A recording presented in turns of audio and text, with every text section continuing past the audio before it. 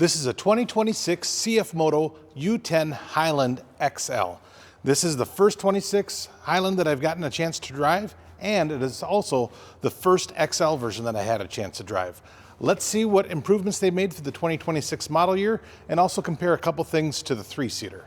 Let's get right into it.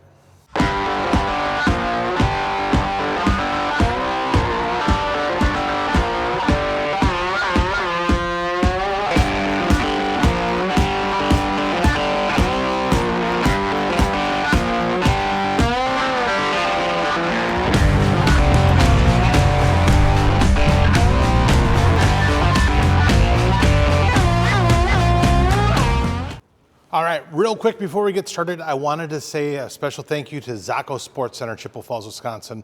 Because of them, I'm able to use this machine and make videos like this for you. So they're a power sports dealership in Chippewa Falls. They're a Honda, Yamaha, CFMoto, and Indian motorcycle dealership. And they have a great selection of used inventory, new inventory. They got a bunch of Highlands that are currently in stock. So definitely if you're looking for one and you're in the area, reach out and call for availability because these things are selling out pretty quick. But great place to do business with, even if it's just service or parts type stuff that you need. But I just want to say again, thank you to Zocco Sports Center for allowing me to do stuff like this. Now, on to the review. All right, so the 2026 Highland does not look like it really has much changes done to it on the surface. There is one very big change that most people don't really know about, and I'm surprised they haven't advertised it at all, but I'm going to tell you about it in just a little bit. But first off, this is the 2026 the U10 Highland XL. XL means you have seating for 6 in it, just like you had in 2025, just like you have pretty much in their whole XL line, except for the 800, which is a 4-seater. Of course, it's appointed very nicely in the interior. You have the nice comfortable seats that have a premium look and feel to them. You have Apple CarPlay, you have your AC unit in the Highland version, so you actually have heat and air conditioning with the HVAC unit with defrost. You have a power tip-out windshield, a power wiper. This has unlockable rear differential with, of course, full locking front and rear diffs. This has a winch control. A really cool thing that the winch control actually does on this, it doubles as a remote control for your bed. Since this bed is a hydraulic lift bed, that winch control doubles as a lift for that. So if you're out working, you actually have remote access to it, so you can be outside dumping the bed on this. One super cool thing, and I'll get right to this is the big upgrade for 2026. Last year, the rear bed was rated at 140 kilograms as far as what that hydraulic ram could power. 140 kilograms for us in the US means about 308 pounds. That bed is rated for 1,000 pounds, which means that if you loaded that bed to its capacity, it wasn't really able to dump that. For 2026, they updated that hydraulic ram, and now it is rated for 440 kilograms, which equals 1,000 pounds. So now you're able to dump what this bed is actually rated for. So it's a super nice feature. And again, that part number is available if you wanted to get the ram. I can look it up and I'll leave it below for you if you're looking to upgrade to 2025. But for 2026, you don't have to worry about it. This guy has the full capacity to tilt as what the bed is rated for. Everything else, for the most part, has stayed the same. I mean, there was a wiring harness update and stuff. I don't know what that all entailed. They didn't really tell us in the training portion. But for the most part, high and wide, this machine is pretty much the same as 2025. And that's good because 2025 model was an excellent model, and really no one complained about them. They sold out really quick, really fast. And I'm glad to see that the 2025 model apparently was pretty good. So they didn't have to update much. There's one thing I noticed in a little bit of driving that I've done on the 6-seater versus the 3-seater, and that's, I think the cab volume is a little bit louder in the 6-seater versus the 3-seater. That seems like an interesting thing because the engine is further away from you, and that makes sense if we had an open cab scenario like we do on most side-by-sides. But being that this has a much bigger interior space, what I suspect is that it's a little bit louder in there because you have a bigger echo chamber. So side-by-sides, you know, they're not made like an automobile with a lot of sound deadening material. And the surfaces on all the interior pieces are pretty harsh, and you know, and they're very reflective when it comes to sound.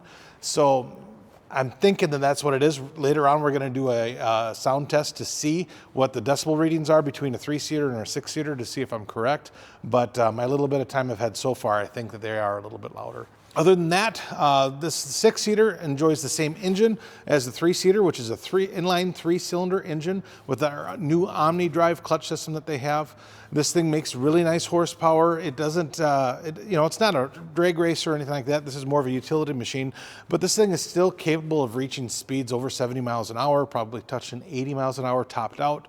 The little bit of driving I've done with this thing, it drives nice at, regular sane speeds. So let's say you're cruising at 35, 40. This thing does a really nice job cruising at those speeds, and it seems to be stable and handle nice. Interior, same quality. You still have a nice headliner, front and rear in this guy. It still comes with the audio system.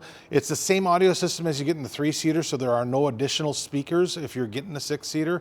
You basically have your sound bar that is going to be in the back of the machine, but it has enough power and is loud enough that you can hear it driving in the front. So it's still a nice enough sound system for all 6 people inside this machine. So I've given you an overall view of the machine. Let's go inside though and show you how the interior is and see if a guy like me, a Midwest medium, can fit in the back. All right, so here we are in the front of the U10 Pro Highland Edition. This is again an XL. You can see just like the 3-seater, you got plenty of room. A guy my size with a little bit of a belly can fit in here just fine. I have, this is an adjustable seat up front, so I can go all the way forward where it's uncomfortable for me, or all the way back. I'm in a pretty comfortable spot. I'm a 5'11", and I'm a little bit on the heavy side for sure. What we call that is a Midwest medium if you're from Wisconsin or Minnesota. But I fit in here nicely. It's a nice, comfortable place for me to be. And the steering wheel is also tilt adjustable, so I can have it. For me, it's about in the medium spot to have this guy set, and I'm in a good position overall. So sitting in here, if I'm sitting on the passenger side, similar thing. I got plenty of room. I have a nice little oh shit handle here. I have another handle right up here on the side. So if we're into a tricky situation where there were a lot of off-camber stuff, I have a place to hold on to that makes me feel secure. And even if there were 2 of me and my size in here, if we had a small kid or something, they could probably fit in between us. But as far as 6 seating adults and 3 of us in the front, that might be a little bit tight. Let's check out to see what the back looks like. All right, so we're in the back seat of the Highland here right now. One thing you'll notice is that this door does not swing all the way open. So if I had that door open all the way right now, it basically has a 90-degree angle that the front door can open. But this rear one, this cable here will not allow the back door to open quite as much. So I'm in the back, and once I'm in the back here, I'm actually in a pretty good spot. I have a nice amount of room between the front seat and my legs.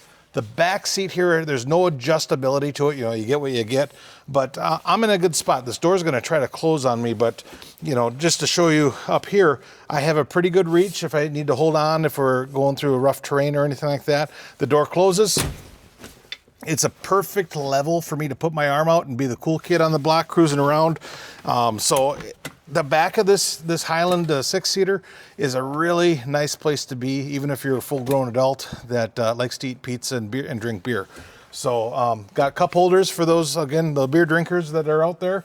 For those smokers, I guess we got, looks like a old school set of old school tray here for holding packs of cigarettes. I don't know, it's a square thing that you can put some stuff in. Maybe maybe phones fit in there nice. Let's while I'm saying this, look at that, phones actually fit in there nice. So I guess for the new kids it's for phones, for us old farts it might be for smokes. But we got nice room back here, and a decent amount of cup holders, decent amount of storage. And this middle thing folds down, and that's of course where our battery is located, just like in the 3-seater. But again, the back seating area, you could easily fit 2 full-size adults here, a couple Midwest mediums, and you could fit a third person in the back if they're a little bit on the smaller side. But overall, nice place to be, plenty of headroom, speakers right behind me. The passengers, one thing to note in this Highland XL, the passengers in the back have headrests. The passenger and the driver up in front do not. So That's just something to note. These are not cars, so they don't need to conform to all the regulations and stuff that automobiles have to.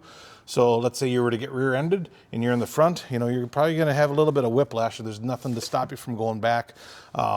You know, but for the rear visibility for the people in the back, you actually have pretty nice visibility. I think the seats are at the same height, front and rear, so there isn't like stadium style seating like there is in some other machines.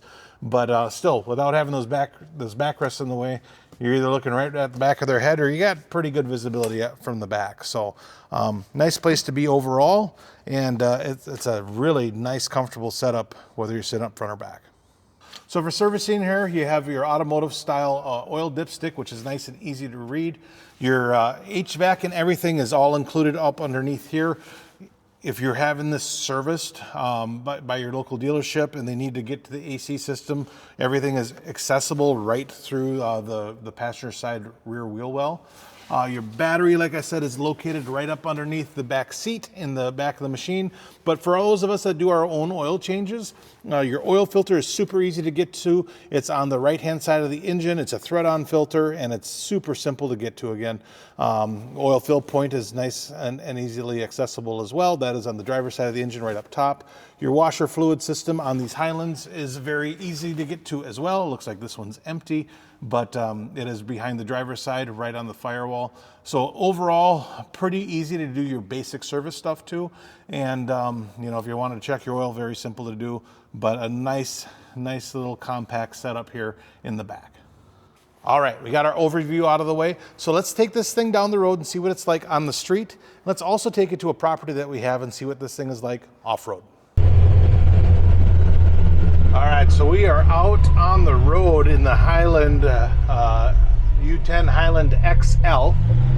And if you've seen my motorcycle reviews, this road might look familiar to you. This is the first time I've been cruising on this in a side-by-side or ATV. That's because they recently opened up the road routes here in where we live in Lake Hallie. And we're gonna cruise over to some property that we have access to, and actually do an off-road test as well to kind of see how this thing does off-road. These machines, we had a 3-seater out there during a demo ride event we did last month, and I was really impressed with how the 3-seater version rode compared to other machines that we had out there, like an R-Max and you know, other side-by-sides that we had. But like even the original 1000 CFMoto, this was a much nicer ride than that. So I'm curious on how the XL is going to cruise around.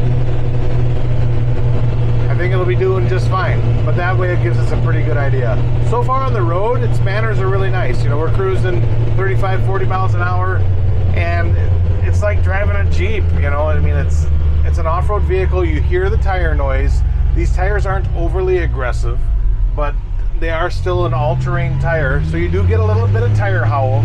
And like I said, you know, this does sound a little bit louder in cab than the 3-seater does. It might get a little bit better if you had it loaded full of people, because you have a little bit more, you know, matter in there that's eating up some of the sound. But with me being in here solo, it's definitely a little bit louder than the 3-seater version is. So other than that, this thing drives great. You can tell there's a little bit more weight, so it doesn't have quite the acceleration of the 3-seater, but it's still very acceptable. And for what this machine is for and intended for and everything, I think it does a great job. So if you're going to use this to, you know, and actually drive it on the daily, this is a great, comfortable place to be. You know, there is no heating for the back area, but it'll still warm this up really nicely with the vents that you got. So we're just about to where we need to be. One thing I'll throw out there before we get to the spot, it would be kind of nice if side-by-side manufacturers started putting visors in these things, you know? Yes, they're getting super car-like at that point, but I know aftermarket companies do have them and they're nice, but it'd be kind of neat if CFMoto had a visor in here that, you know, that worked with factory stuff. So All right, we're out at our property. This is this off-road course that we're going on is not a high-speed course by any means, but it is pretty darn bumpy. So we're really going to be testing the suspension of this guy. We beat it down with a bunch of laps, like I said, a few weeks ago, last month when we had our test ride event. But we'll see how this thing handles. Now keep in mind the camera I'm using does have a gimbal on it, so I don't know how bumpy it'll look, and of course there's image stabilization on the camera, but I'm getting bounced around a little bit. But again, this is a very bumpy course that we had, and it's not bad. I'm actually pretty dang comfortable. I'm not, you know, tripping over words while getting bounced around here or anything like that, you know.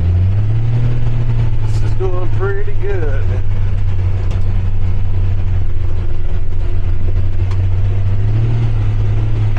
We're just in turf mode, 2-wheel drive, you know. This is very easy stuff. We don't need 4-wheel drive or anything. This is a little bit worse as far as bumpiness and terrain, but the suspension soaks it up nice. You know, I'm cruising through here right around 20 miles an hour or so, and it's doing good. There's some big bumps there. You know, don't drive like an idiot, and we're doing good. I'm actually not, I shouldn't say surprised, because I knew that the U10 already rode nice. This ride's a little bit nicer than the 3-seater, and that's mainly because of the wheelbase again. So here's some bumpy stuff. Get on her a little bit. There we go. Now this is a big bump, so we better really use them brakes. I don't want to hit that at speed. That would hurt. We'll go up this hill, nice and easy. Omni drive, kicking in. Yeah, this does nice.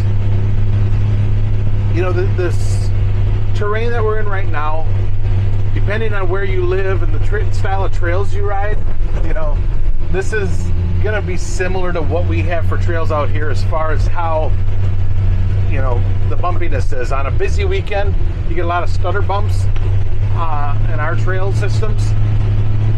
And, you know, I'm not cruising fast back here, but the faster you go, the smoother it gets almost. We're going to try to get some speed on that back stretch again. We'll do one more lap here. But, yeah. Ride's nice. Handles good. You know, it's predictable.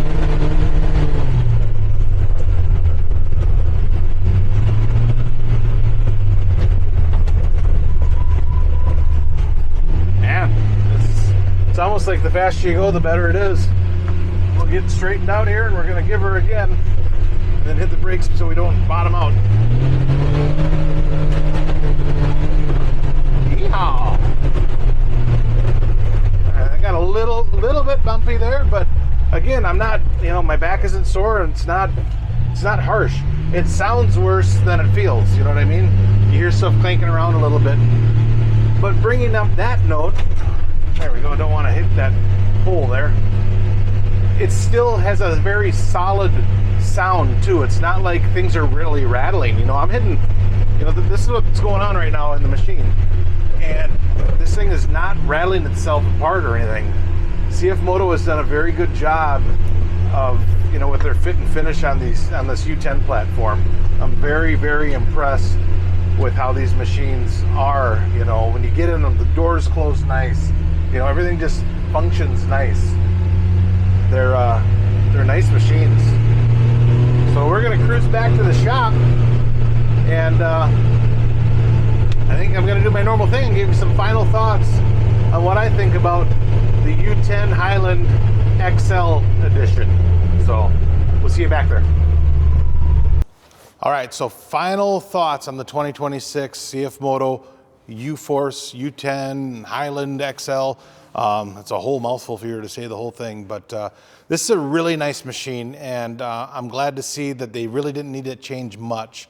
Again, the fact that that dump bed now is able to actually handle its entire load that it's able to carry, it's a really nice thing. I don't really read a lot of forums and stuff, so that might have been a lot of chatter in the forums on that. I don't know, maybe there hasn't been, but what I do know is in our training they told us that that's an update, and for you guys that are using this thing for work and are weighting the back of that thing down, that's an awesome thing to be able to actually dump stuff, even if you have that capacity.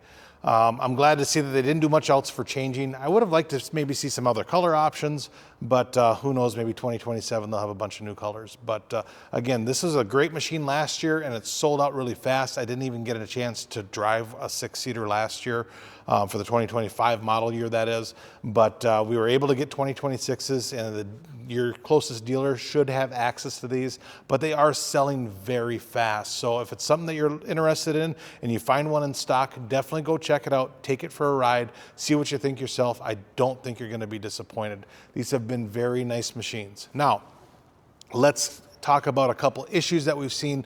When these first came out, I don't think it's a secret that they did have a recall with the door latch on these.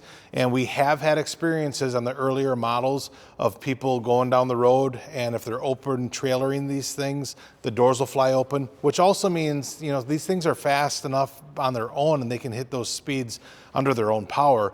And there's nothing worse than you driving this thing and the door rips open. That has since been fixed. That was on the very early versions. I think that was even in the door kits themselves where they had the bad latches. So that's been fixed and handled. So 2026, we shouldn't see any of those issues. These doors open and close very nicely. So if they're adjusted correctly, you shouldn't have any issues. We also saw, I think it was a gear recall for the oil system in some of the early models of U10s. That has been addressed. So as of right now, there are no recalls or anything on the 2026 models. And like I said, they've changed a couple things in them to update them, but overall they didn't have to do a whole lot. So this platform has been a very reliable platform for us all through and through. Like I mentioned in my last U10 video, we have had an engine issue on one of them, and we're not exactly sure what caused that. We sent that into CFMoto for them to look at it, but that was at about 900 or so miles. So, but these machines have been good. I know that some people were talking about clutch issues. I haven't seen a whole lot with clutch issues. I think we did have another one that had a clutch issue where the clutch actually came apart, and CFMoto is looking into that one as well. But for the amount of U10s that we've sold since they've come out, the failure rate has been very small, you know, just like if it were a Honda or Yamaha, it's in single percentages. So again, I would put CFMoto brand as far as reliability right next to a Polaris or Can-Am, and maybe even a little bit better. They've come a long ways. You know, I've had experience with them for over 10 years now, and the newest versions of their product have been the best versions of their product. So if you're worried about CFMoto as a brand, just have that conversation with your dealer. Ask people that own them. Look into the forums and stuff. One thing I've noticed is that people that have good experiences with CFMotos are going to yell it from the mountaintops. But there are still some people that have issues, just like any other brand. You know, you can have an issue with anything. But overall, these have been really nice machines. You're still saving money. There's a lot of value in this with what you're getting with the Apple CarPlay, with the power dump box, with the stereo, with everything included right out of the box for the price. Even if when you get to the dealer and they're saying, hey, you know, there's a $1,500 or whatever it is freight charge, you're still priced well under what, you know, a similar Polaris or Can-Am would be. And I know Kawasaki has had some rebates on their ridges and stuff, but this is still one of the best value propositions. You're getting A+ features, and you're really getting an A+ machine for C-tier money. So excellent, excellent machine. If you have any questions at all, always feel free to leave me a comment below. I try to read through them and get through them, you know, especially the first 30 days of the video being out there. But even if it's past that, you know, if I see something that I can help with, I will answer you. If you like this kind of content, we're going into the winter time, you're probably going to start to see a little bit more four-wheel content from me. Usually I'm an Indian motorcycle, Harley Davidson kind of, you know, or just a motorcycle in general channel. But now that in Wisconsin it's getting cold and we're going to start seeing snow, you're probably going to see more of this stuff. So like and subscribe if this is the type of stuff you want to see. And I appreciate you guys watching until the end. Any of the affiliate links that are below, if any of that stuff interests you, please use those links. It does help support the channel. And yeah, if you guys are seeing this after Thanksgiving, I hope you had a great Thanksgiving. And for those of you that are seeing it right now, I hope you have a great Thanksgiving coming up, and we'll see you in a future video. Don't forget to enjoy the ride. We'll see you next time.